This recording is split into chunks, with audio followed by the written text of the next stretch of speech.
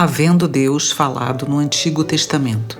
Stephen Cohn, Edições Tesouro Aberto. Segundo Reis. Liderança espiritual.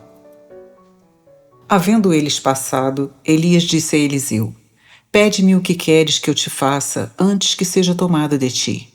Disse Eliseu: Peço-te que me toque por herança a porção dobrada do teu espírito. Segundo Reis 2, 9. No terceiro ano de Oséias, filho de Elá, rei de Israel, começou a reinar Ezequias, filho de Acais, rei de Judá. Tinha 25 anos de idade quando começou a reinar e reinou 29 anos em Jerusalém. Sua mãe se chamava Abi e era filha de Zacarias. Fez ele o que era reto perante o Senhor, segundo tudo o que fizera Davi seu pai. Removeu os altos, quebrou as colunas e deitou abaixo o poste ídolo. E fez em pedaços a serpente de bronze que Moisés fizera, porque até aquele dia os filhos de Israel lhe queimavam incenso e lhe chamavam Neustã. Confiou no Senhor, Deus de Israel, de maneira que depois dele não houve seu semelhante entre todos os reis de Judá, nem entre os que foram antes dele. Porque se apegou ao Senhor, não deixou de segui-lo e guardou os mandamentos que o Senhor ordenara a Moisés. Assim foi o Senhor com ele. Para onde quer que saía, lograva bom êxito. Segundo Reis 18, 1-7. Tinha Josias 8 anos de idade quando começou a reinar e reinou 31 anos em Jerusalém. Sua mãe se chamava Gedida e era filha de Adaías, de Boscate. Fez ele o que era reto perante o Senhor, andou em todo o caminho de Davi seu pai e não se desviou, nem para a direita, nem para a esquerda. Segundo Reis 22, 1 e 2. Os 2 livros de Reis eram originalmente um só livro, que cobre praticamente toda a história dos reis que governaram o povo escolhido de Deus. Em 1 Reis, começamos a ver a desintegração do reino, enquanto o 2 Reis nos mostra sua queda definitiva. Após a morte de Salomão, o reino foi dividido em 2, o reino do norte, Israel, contendo 10 tribos, e o reino do sul, Judá, composto por 2 tribos. Em cada um desses reinos houve 19 reis. No reino de Judá, todos esses reis eram descendentes do rei Davi. Atalia, filha de Acabe, foi deixada fora dessa lista, pois tentou eliminar toda a descendência de Davi e usurpou o trono por alguns anos. Portanto, no reino de Judá encontramos uma única dinastia. No reino do norte, Israel, também existem 19 reis, mas eles pertencem a dinastias diferentes. Um rei era deposto por outro que tomava o seu lugar e se mantinha no poder por 2 ou 3 gerações até que outro viesse, tomasse o poder e inaugurasse outra dinastia. Portanto, os reis de Israel não constituíram uma dinastia, mas várias. No reino de Judá, ao sul, havia alguns reis piedosos, tais como Asa, Ezequias e Josias. Mas no reino do norte, Israel, não é possível encontrar um rei piedoso sequer. Todos eram ímpios. Em sua misericórdia, Deus enviou profetas que testificassem contra os reinos de Judá e Israel, chamando-os a retornarem a Deus, a arrependerem-se e a guardarem os mandamentos que Deus lhes havia dado através de Moisés. Infelizmente, o povo endureceu seu coração e, como consequência, ambos os reinos foram destruídos. O reino do norte foi destruído primeiro, no ano de 721 a.C., pelos assírios, enquanto o reino do sul ainda permaneceu por cerca de 130 anos, pois Deus lembrou-se de Davi e tentou manter uma lâmpada naquela nação. Contudo, até mesmo o reino do sul foi destruído por causa de sua desobediência. Isso ocorreu por volta do ano 588 a.C., por meio da invasão dos babilônios. Essa é a história que encontramos nos 2 livros de Reis. Mencionamos anteriormente que, ao abordar esses livros, não estamos apenas estudando história antiga. Sabemos que essas histórias estão na Bíblia, constituem a palavra de Deus e se destinam a nós hoje em dia. Mas o que iremos aprender ao ler e estudar a história do povo de Deus na antiguidade? No sentido espiritual, o povo de Deus do presente, ou seja, aqueles que são redimidos pelo Senhor, constitui o reino de Deus. Vós, porém, sois raça eleita, sacerdócio real, nação santa, povo de propriedade exclusiva de Deus, a fim de proclamardes as virtudes daquele que vos chamou das trevas para a sua maravilhosa luz. 1 Pedro 2, 9. Portanto, num sentido muito real e espiritual, o povo de Deus, os remidos do Senhor, são uma nação santa. Evidentemente, só temos um rei, e este rei não é outro senão nosso Senhor Jesus Cristo. Ele é o Rei perfeito. Nós devemos obedecê-lo, fazer sua vontade e ser suas testemunhas. Infelizmente, ao longo dos 2000 anos de história da Igreja, o povo de Deus falhou para com ele vez após vez, tal como o povo de Deus do Antigo Testamento. Nós voltamos as costas para o Senhor Jesus. Começamos a nos desviar e colocar nossa atenção em outras coisas que não eram o Senhor, e o mundo começou a entrar na Igreja. Em consequência disso, a Igreja entrou em apostasia, mas Deus, em sua misericórdia, nos enviou seus servos. Seguidamente, Deus enviou avivamentos, tentando nos trazer de volta para Ele. Infelizmente, a condição do povo de Deus como um todo tem se deteriorado ao invés de melhorar. Contudo, agradecemos a Deus, pois em cada época Ele reservou para si mesmo aquelas 7.000 pessoas. Elias reclamou diante de Deus, dizendo: Eu sou o único que restou a teu lado. Deus respondeu afirmando: Não, eu tenho 7.000 comigo. Não importa o quanto a Igreja tenha se desviado de Deus aos nossos olhos externos, pois Ele tem aqueles que lhe são fiéis por sua graça. Por meio dessas pessoas, Deus tem mantido seu testemunho através das eras. Isso é um conforto real para nós. O livro de 2 Reis começa quando Elias é tomado ao céu e Eliseu inicia seu ministério. Sabemos que Eliseu sucedeu Elias no ministério profético. O ministério de Elias é de natureza judicial, pois ele trouxe juízo sobre a nação.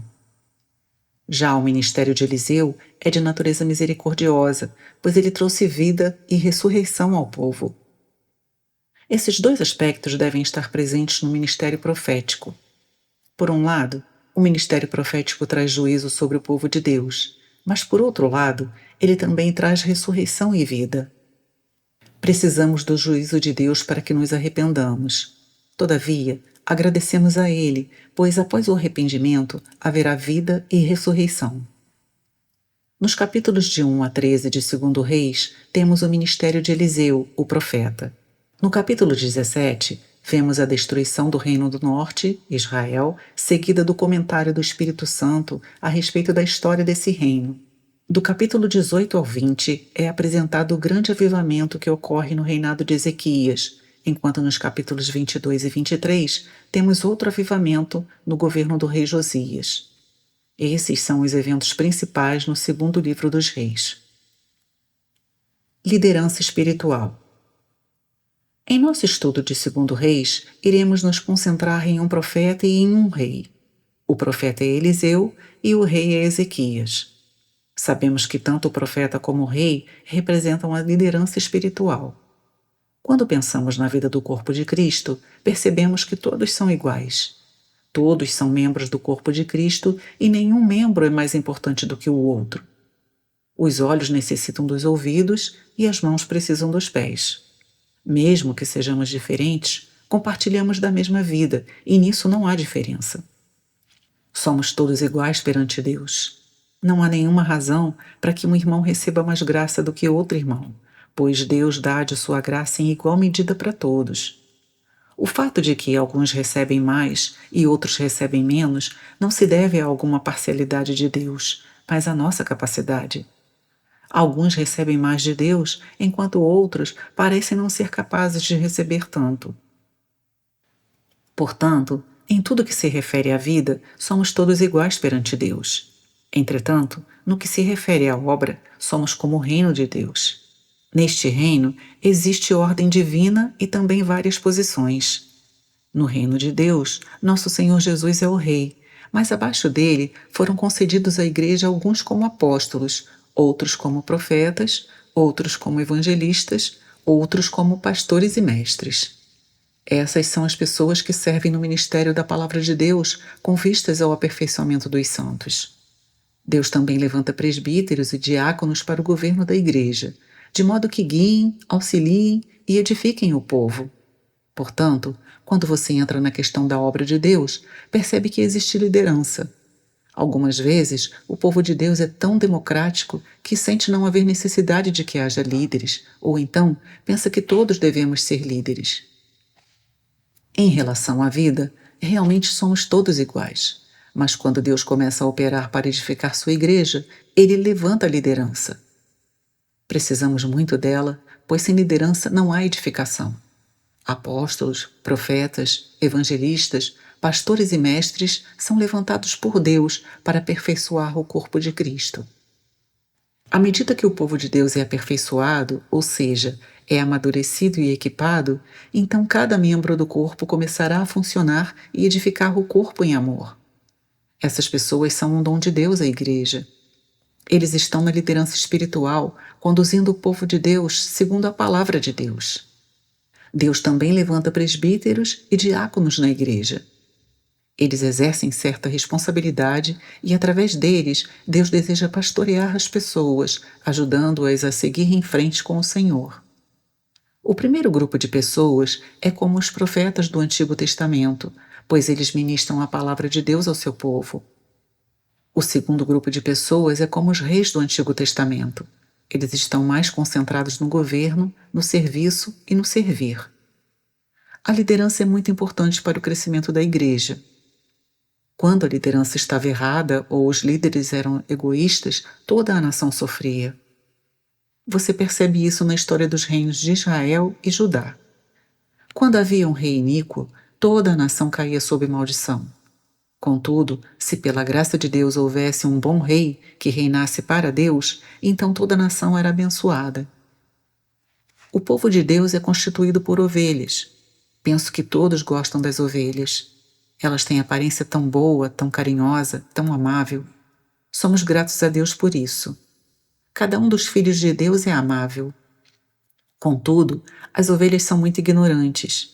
Quando uma ovelha fica perdida, ela nunca sabe como voltar, ao contrário de um cachorro ou um gato. Se uma ovelha fica presa entre espinhos, ela nunca consegue sair por conta própria. Ela precisa ser ajudada. A ovelha não conhece as suas pastagens, pois come qualquer coisa que esteja diante dela. Por isso, ela precisa que o pastor escolha as pastagens para ela. O povo de Deus é como as ovelhas. Elas são muito amáveis, muito inocentes e muito ignorantes. Por essa razão, na história da igreja notamos que quando Deus levantou a liderança certa, o povo de Deus foi abençoado. Contudo, quando havia má liderança, o povo de Deus foi muito rapidamente desviado do caminho. Ele simplesmente segue quem quer que o esteja liderando. Por essa razão, é muito importante que Deus dê liderança espiritual à sua igreja. Tal liderança vem realmente de Deus e não do homem. É uma liderança que não é estabelecida pelo homem, que não é tomada por pessoas ambiciosas, mas que é dada pelo próprio Deus. Quando Deus dá à sua igreja aqueles líderes que ele mesmo levantou e eles realmente lideram o povo de Deus, então seu povo será muito abençoado. Portanto, precisamos realmente pedir ao Senhor e orar de modo que Ele levante liderança espiritual na igreja, à medida que entramos nessa última fase de sua história. Estamos no fim dos últimos dias, em dias de grande apostasia e decadência. Muitos dentre o povo de Deus estão sendo conduzidos ao engano em todos os lugares. Eles são inocentes e nós sentimos por eles. Entretanto, este é o momento em que precisamos rogar ao Senhor que levante liderança espiritual para seu povo. Esta é a razão pela qual segundo Reis é tão importante. Deus levantou o profeta Eliseu no ministério de sua palavra para seu povo e levantou o rei Ezequias e o rei Josias para conduzir seu povo de volta para Deus. Oremos para que Deus faça o mesmo hoje em dia. O profeta Eliseu, a escolha de Deus. O nome Eliseu significa aquele cuja salvação é Deus. Ele era filho de Safate de Abel-Meolá, uma cidade no Vale do Jordão, nas terras da tribo de Manassés. O primeiro lugar onde o encontramos é no capítulo 19 de 1 Reis, onde Deus ordenou a Elias que ungisse Eliseu para sucedê-lo como profeta. Elias então foi a Abel-Meolá e lá encontrou Eliseu. O que ele estava fazendo? Ele lavrava a terra com 12 juntas de bois. O ministério profético é uma escolha soberana de Deus. Você lembra do que o Senhor afirmou em João? Não fostes vós que me escolhestes a mim. Pelo contrário, eu vos escolhi a vós outros e vos designei para que vades e deis fruto. João 15:16. O ministério profético não é algo que surge de nosso desejo e de nossa decisão. Deus, em sua soberania, irá escolher quem Ele quiser. Não há qualquer razão para que alguém se orgulhe disso ou para que alguém tente tomar para si essa tarefa. Trata-se de uma escolha soberana de Deus. Diligência. Por que razão Deus escolheu Eliseu dentre tantos jovens que havia na nação de Israel? Por um lado, sabemos que tudo é fundamentado na escolha soberana de Deus, mas por outro lado, precisamos fazer esta pergunta: por que Ele escolhe uma determinada pessoa para o ministério profético e deixa de escolher a outra? Deus deve ter percebido algo naquele jovem que o fazia diferente dos outros jovens. Ele deve ter visto algo naquele jovem que o fazia digno de ser chamado. O que ele estava fazendo? Ele estava fazendo um trabalho comum, lavrando a terra. Contudo, você já viu alguém lavrar a terra com 12 juntas de bois? O normal é que o campo seja lavrado com uma única junta de bois, mas Eliseu o fazia com 12. Isso nos mostra que sua família era muito próspera a ponto de ter 12 juntas de bois. Se você pertence a uma família que possui recursos, é bem provável que você não irá trabalhar arando a terra. Você contratará alguém que faça esse serviço de modo a poder deleitar-se e passar bem. Entretanto, isso não se aplicava ao jovem Eliseu. Ainda que sua família fosse rica e ele pudesse contratar gente para arar a terra, Eliseu mesmo fazia esse trabalho. Em outras palavras, esse jovem era muito diligente. Creio que D.L. Moody disse uma vez: Deus nunca irá usar uma pessoa preguiçosa. Ele ainda acrescentou: Deus nunca irá salvar uma pessoa preguiçosa, pois tal pessoa é preguiçosa demais para crer no Senhor Jesus. Deus viu aquele jovem de caráter diligente e o escolheu. Além disso, Eliseu sempre se aplicava com entusiasmo ao que fazia. Por isso, ele colocou todas as 12 juntas de bois para arar a terra. Todo o seu coração estava envolvido naquele trabalho. É esse tipo de pessoa que Deus pode usar. Um coração exercitado diante de Deus.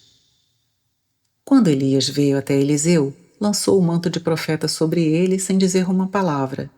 Em consequência disso, Eliseu imediatamente correu até Elias e disse: Deixa-me beijar a meu pai e a minha mãe, e então te seguirei. Elias respondeu: Vai, volta, o que te fiz eu? 1 Reis 19:20.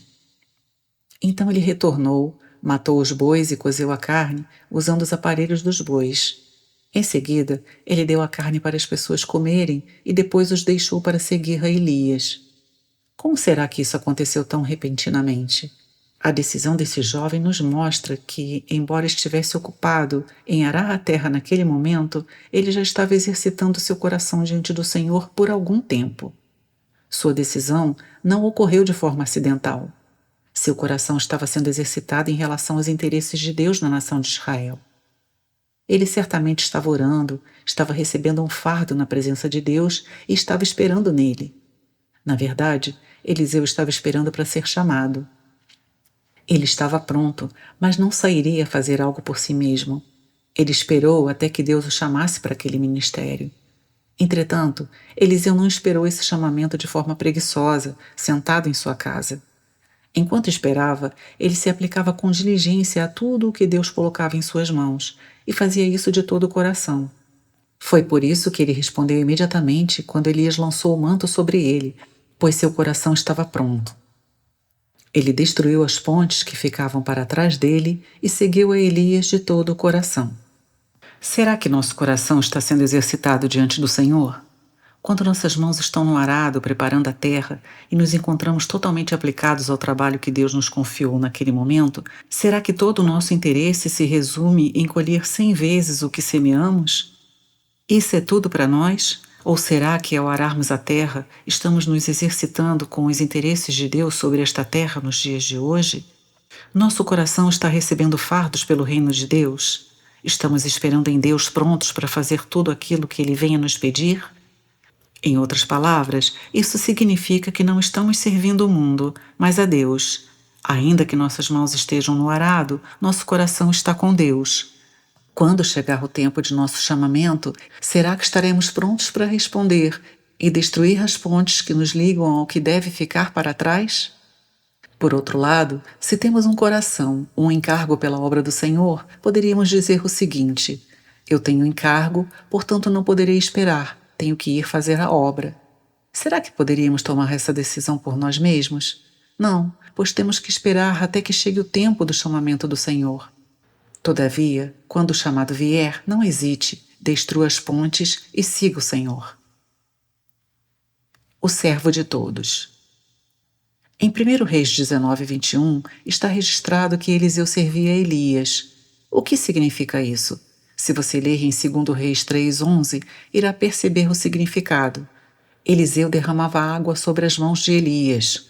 Hoje em dia, não sabemos o que isso significa, mas se você for à Índia, irá descobrir.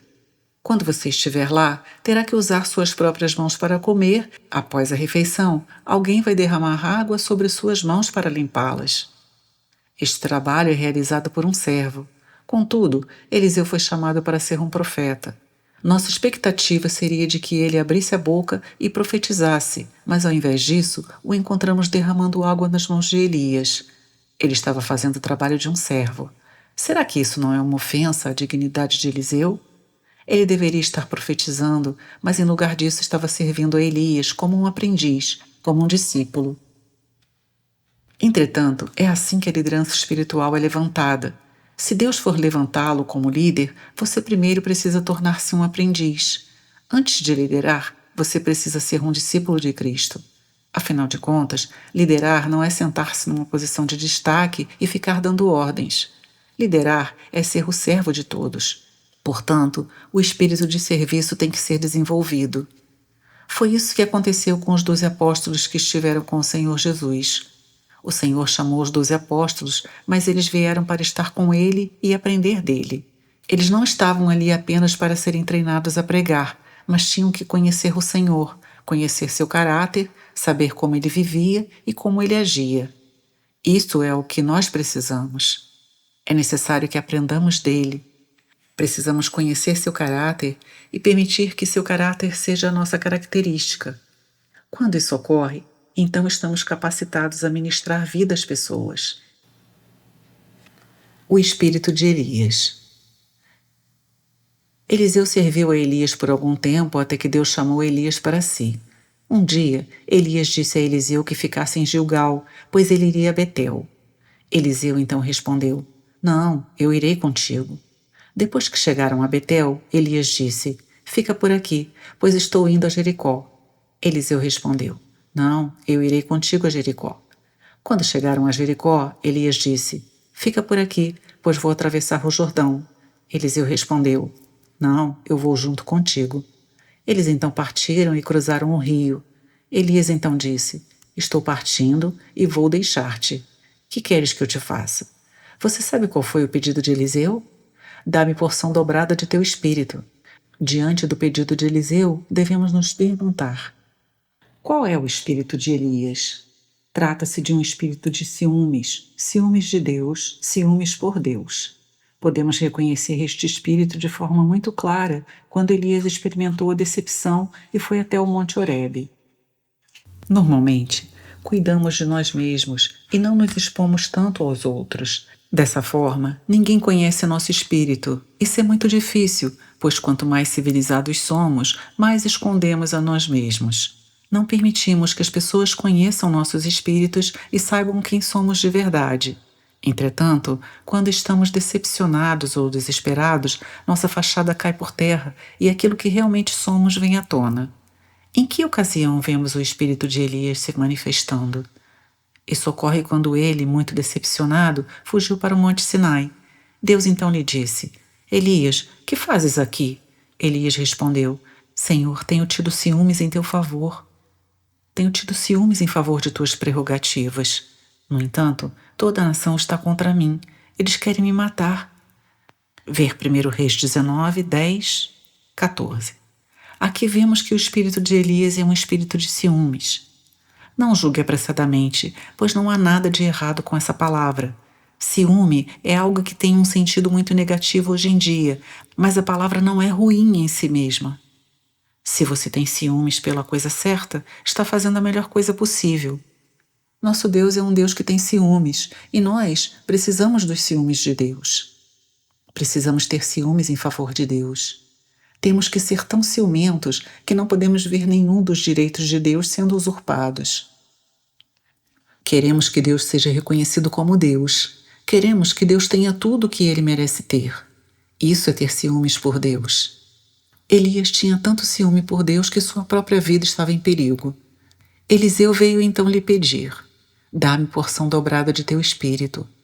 Esse jovem era ambicioso, mas não para si mesmo. Algumas pessoas pensam que os cristãos não devem ser ambiciosos. Contudo, não há nada de errado em ser ambicioso. O próprio Paulo afirmava: eu sou ambicioso. Ele usa essa palavra em 2 Coríntios 5:9. Nossas Bíblias não traduzem a palavra desse modo. Contudo, no original Paulo diz: somos ambiciosos de ser-lhe agradáveis. Eliseu pediu porção dupla do espírito de Elias. Em outras palavras, ele desejava ter tantos ciúmes por Deus que se dispunha a experimentar 2 vezes mais provações e aflições. Tratava-se de algo que tinha um custo muito alto. Para receber a porção dupla do espírito de Elias, ele teve que percorrer todo o caminho desde Gilgal até Betel, Jericó e o Rio Jordão. Sabemos que Gilgal significa a remoção do opróbrio do Egito, a remoção da carne, ou seja, o lugar onde a carne é completamente tratada. Se desejamos ter uma porção dupla do espírito de Elias, precisamos, em primeiro lugar, perceber que nossa carne precisa ser tratada por completo. Em seguida, precisamos ir a Betel, a casa de Deus. Precisamos ver com clareza o que é realmente a casa de Deus e lá viveremos sob céu aberto. Então iremos até Jericó, que significa o combate espiritual, onde experimentaremos a vitória de Cristo. Daí cruzaremos o Rio Jordão, que significa ser conformados com sua morte. Após Eliseu ter passado por tudo isso, ele voltou capacitado a ministrar por toda a vida, em todos os lugares que visitou. O ministério da vida ressurreta. Ao longo de 13 capítulos de 2 Reis, você pode notar que Eliseu realizou um total de 14 milagres. Embora existam opiniões diferentes sobre isso, o fato nos mostra como Deus usou este homem. Em todos esses milagres, Eliseu trouxe vida e ressurreição às pessoas. Ele abriu as águas do Jordão e tornou saudáveis as águas de Jericó. Ele também amaldiçoou os rapazinhos que saíram de Betel. No original está registrado que se tratavam de adolescentes. Naquela época, Betel era o lugar da idolatria, e os sacerdotes idólatras enviaram aqueles rapazes para ridicularizar a Eliseu. Isso significava ridicularizar os interesses de Deus. Eles disseram: sobe, calvo, sobe, calvo. Em outras palavras, eles afirmavam: Elias foi arrebatado, por que não és arrebatado também?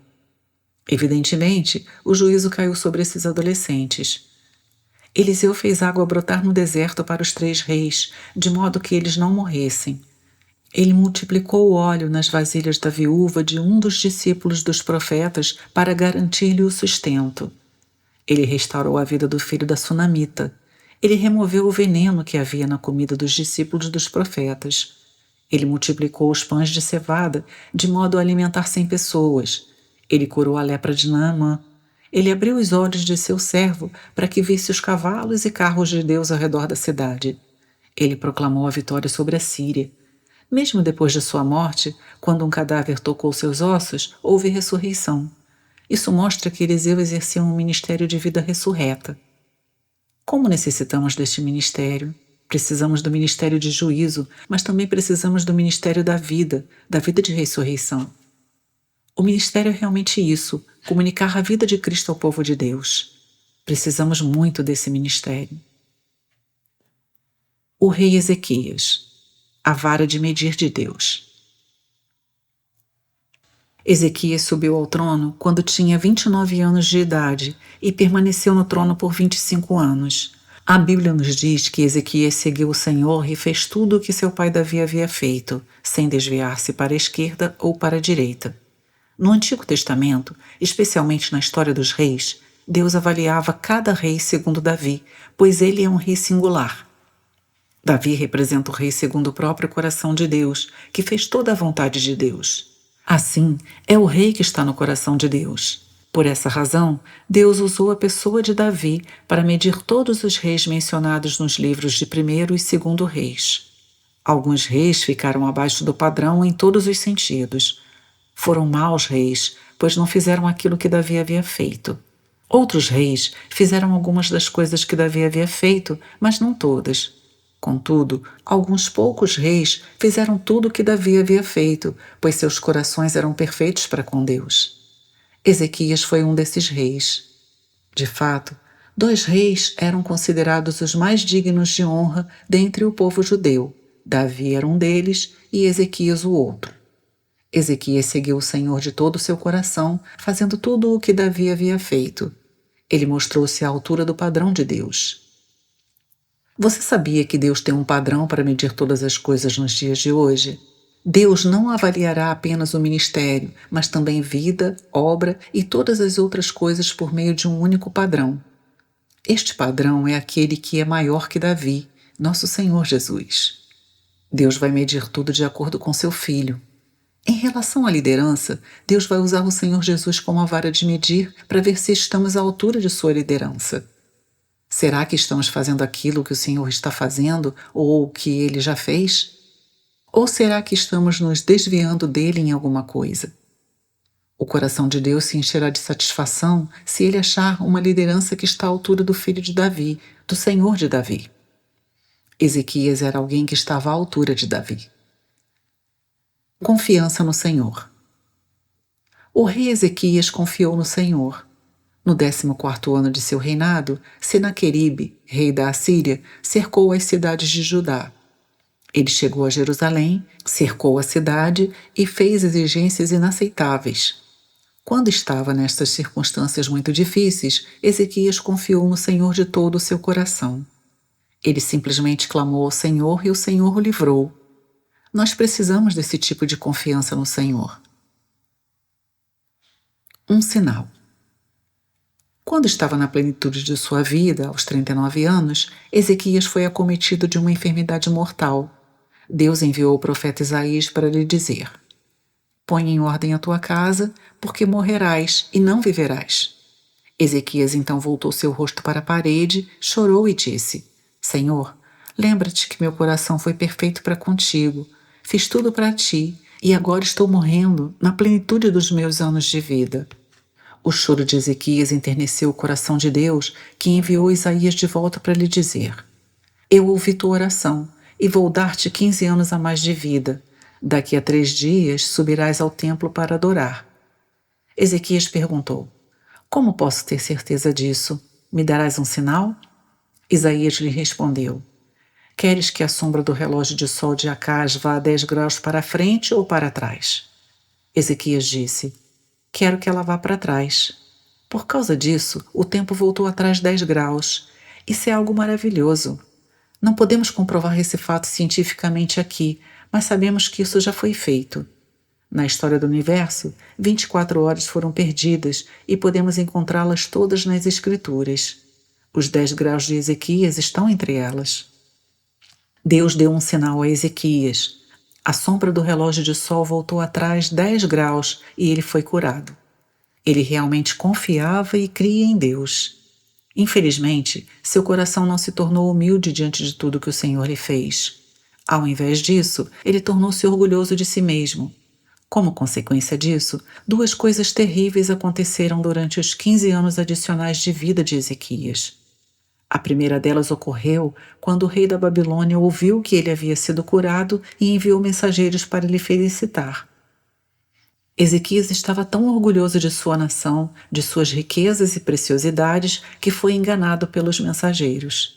Na verdade, eles eram espiões. O rei lhe mostrou todas as coisas em seu reino e, por causa disso, Deus lhe disse que toda a nação, incluindo todas as posses, seria levada para o cativeiro. A segunda coisa que ocorreu nos 15 anos de Ezequias foi o nascimento de seu filho Manassés. Esse filho tornou-se um dos piores de todos os reis e, por causa de seus pecados, Deus resolveu destruir a nação de Judá. Queridos irmãos, aqui é uma grande lição para nós. Se o Senhor nos disser que nosso tempo está terminado, devemos partir daqui com alegria. Contudo, você pode tentar persuadir a Deus de modo que Ele o preserve. Deus pode ser persuadido, pois Ele é tão terno e compassivo, mas o resultado não será bom para você. É melhor que nos submetamos a Deus, pois tudo o que Ele designou é o melhor que há para nós e para Ele também. Damos graças a Deus, pois Ele levantou Ezequias como um líder espiritual e, por meio de sua liderança, a nação retornou para Deus, ao menos temporariamente. Deus também lhe deu o profeta Isaías para ajudá-lo na obra de restauração. Infelizmente, ele se tornou orgulhoso ao final. Essa é uma grande lição para os líderes. Aqueles que são usados na liderança estão expostos ao perigo de tornarem-se orgulhosos. Se Deus não o usar, você não terá coisa alguma para orgulhar-se de si mesmo. O perigo é que você fique com inveja de outras pessoas. Todavia, se Deus o usar, então as pessoas terão inveja de você. A inveja não será seu problema, mas você poderá tornar-se orgulhoso e a soberba será seguida pela ruína. Possa o Senhor ter misericórdia de nós, de modo que Ele levante a liderança espiritual e que os líderes se mantenham em humildade perante Ele. Oremos.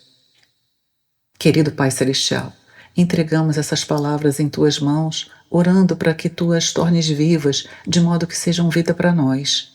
Senhor, oramos para que levantes a liderança espiritual na igreja e também rogamos que mantenhas os líderes em humildade diante de Ti. Aguardamos com expectativa aquele dia em que irás retornar e estabelecer o Teu reino sobre a terra, de modo que a justiça reine sobre toda ela. Oramos no Teu precioso nome. Amém.